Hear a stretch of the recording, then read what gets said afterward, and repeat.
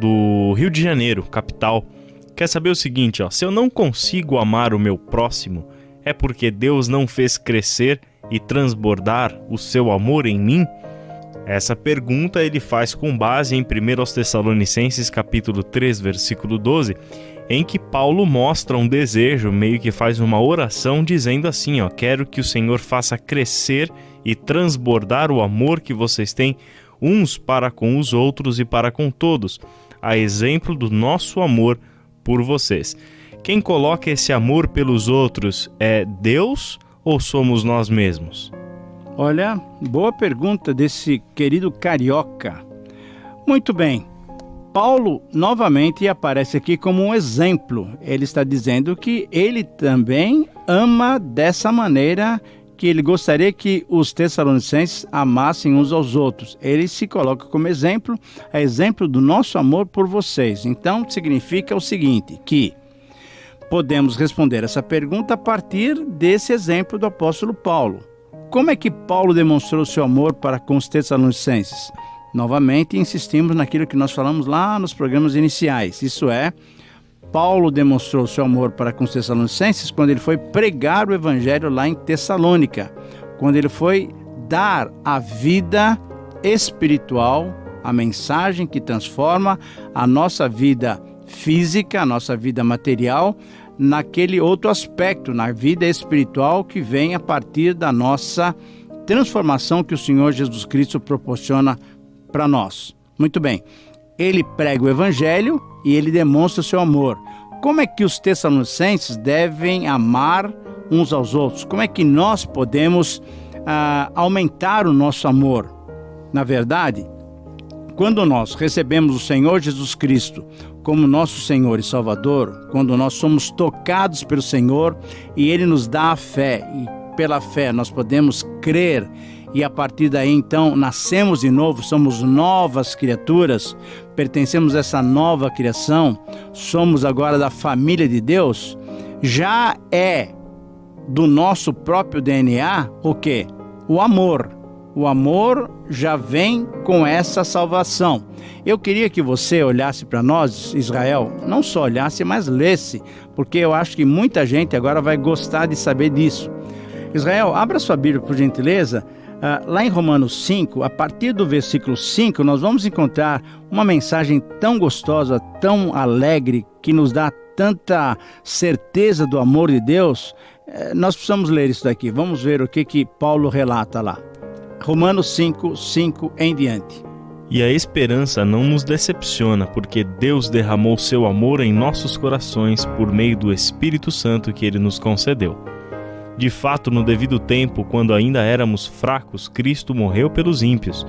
Dificilmente haverá alguém que morra por um justo, embora pelo homem bom talvez alguém tenha coragem de morrer. Mas Deus demonstra seu amor por nós. Cristo morreu em nosso favor quando ainda éramos pecadores. Esse é o amor de Deus, e esse é o amor que Paulo está querendo ver no relacionamento entre os tessalonicenses. Na verdade, esse é o amor que Deus quer que nós tenhamos uns pelos outros. Por quê? Porque, na verdade, quando nós nos tornamos cristãos, esse amor já vem com o Espírito Santo. Novamente, eu reenfatizo as palavras do versículo 5. A esperança não nos decepciona, por quê? Porque o amor de Deus, porque Deus derramou o quê? O seu amor, esse derramar é abundante, ele vem de Deus para nós e nos faz mergulhar nesse amor. Ele derramou seu amor em nossos corações por meio do Espírito Santo que ele nos concedeu. Ok, nós recebemos a fé, temos fé agora para sermos vivificados, isso é, essa nova vida que vem pelo Espírito Santo. Efésios capítulo 2, versículo 1 diz que nós estamos mortos nos nossos delitos e pecados. Ok, mas Ele nos vivificou, fazendo o quê?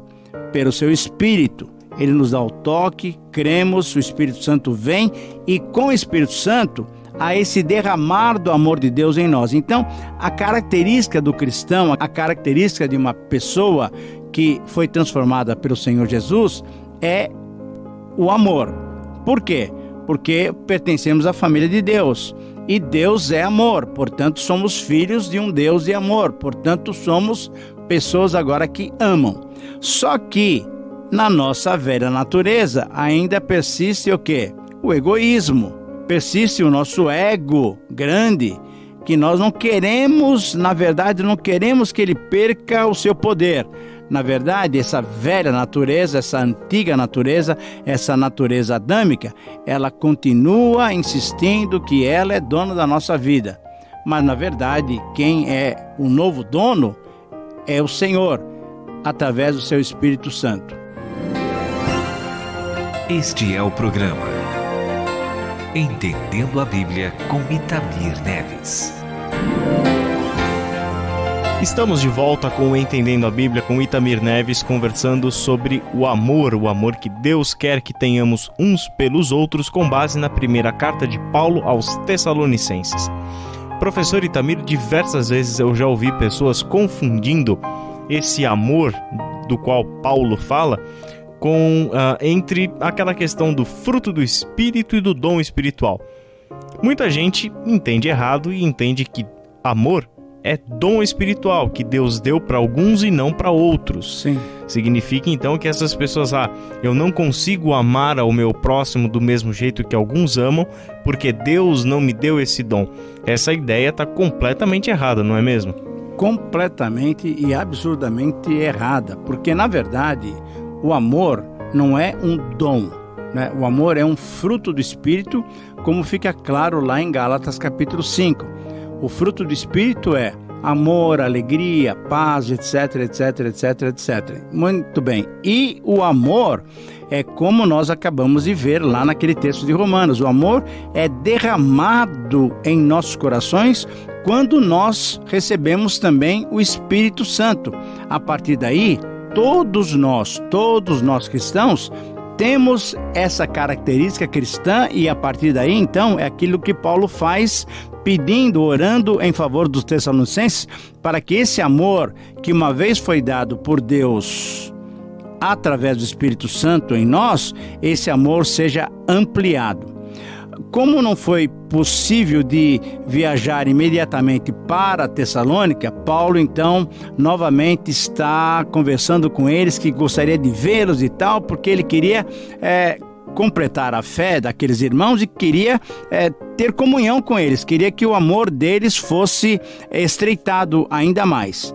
E quando nós olhamos para um outro texto, a gente percebe que Paulo vai se apropriando de algumas ideias que já estão lá no coração dos discípulos. Por exemplo, em João 13:34, quando nós lemos aquela narrativa do apóstolo João, de que na ceia, naquela grande celebração, Jesus, na verdade, dá um novo mandamento. Mas por que novo mandamento? Porque já havia o mandamento de amar as pessoas, mas agora o parâmetro é que nós devemos amar uns aos outros, assim como Jesus está dizendo, eu os amei. Assim como Jesus está nos amando, assim nós devemos amar uns aos outros. Então, esse novo mandamento é porque agora temos um novo padrão.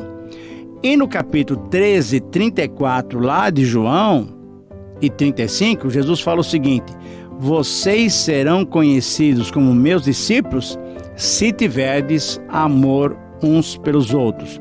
Esse amor que é derramado pelo nosso Deus e Pai, através do Espírito Santo, para os nossos corações, quando nós nos entregamos ao Senhor Jesus, esse amor que não é dom, vamos deixar isso bem claro, esse amor que deve ser agora desenvolvido, deve ser desenvolvido para que então possamos de fato mostrar que somos discípulos de Cristo. Israel, é muito interessante a gente lembrar aquele texto lá em que Jesus está dizendo, lá em Mateus capítulo 5, que nós devemos amar os nossos inimigos e orar pelos que nos perseguem. Agora, amor, nesse sentido, não é um sentimento, é uma decisão. Devemos amar, é uma ordem, nós devemos amar. Aí o sentimento virá depois, mas é uma ordem que nós cristãos amemos uns aos outros, inclusive amemos os nossos inimigos. Quando nós vivemos dessa maneira, realmente nós vamos mostrar para o mundo que nós somos discípulos do Senhor Jesus Cristo. Por quê? Porque Ele é prova clara do amor de Deus para conosco. Eu me recordo, professor Itamir, da primeira carta de João, na qual o apóstolo coloca o nosso amor para com Deus, né, tendo um termômetro interessante, que é o nosso amor ao próximo. Exatamente. Olha muito que coisa bom. incrível, né? Quer dizer, você ama a Deus o tanto quanto você ama o seu próximo. Exatamente. Se você não consegue amar o seu próximo que você vê, como é que você vai amar a Deus que você não vê, não é? Porque senão fica uma coisa novamente só conceitual. Eu amo a Deus, eu amo meus irmãos e tal. Não, mas eu quero ver se você ama a Deus mesmo quando você ama o seu próximo. E você vai demonstrar que você ama o seu próximo quando você age em favor dele. Não é apenas alguma coisa conceitual, teórica, mas é alguma coisa prática.